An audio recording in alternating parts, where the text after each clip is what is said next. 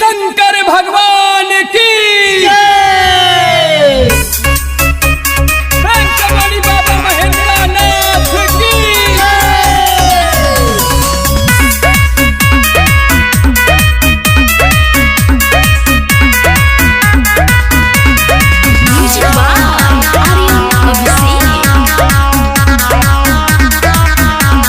बात माना चलो सोना भोला के दुआरी कई भी है पूरा उस सपनावा प्यारी उनकर महिमा सब का सवारी जल ढारे चलो संग के तैयारी कावड़ मंगा दो गेरुआ सिया दो लाला साबा भोला जी के दर्शन करा दो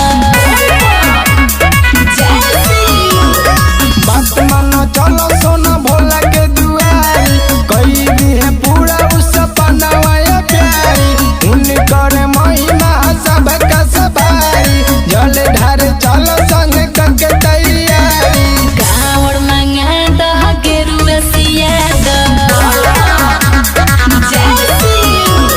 लाला साबा भोला जी के दर्शन करा दो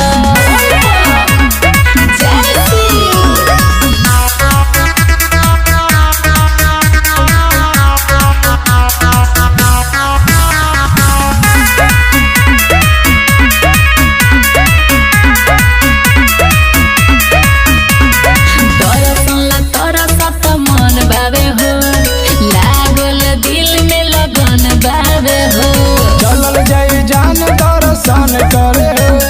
जिंदगी अपन धन धन करे हो कावड़ मंगा दो गेरुआ सिया दो लाला साबा भोला जी के दर्शन करा दो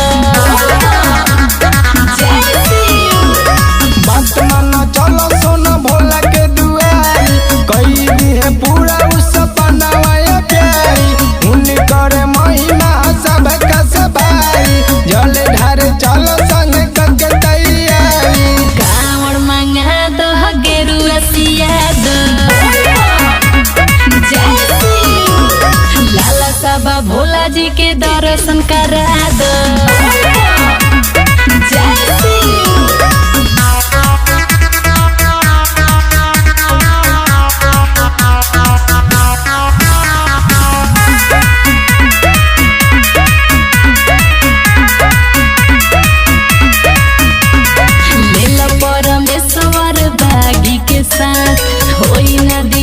कौन बुझ हमार बात चली ह कंवर झमकावत हो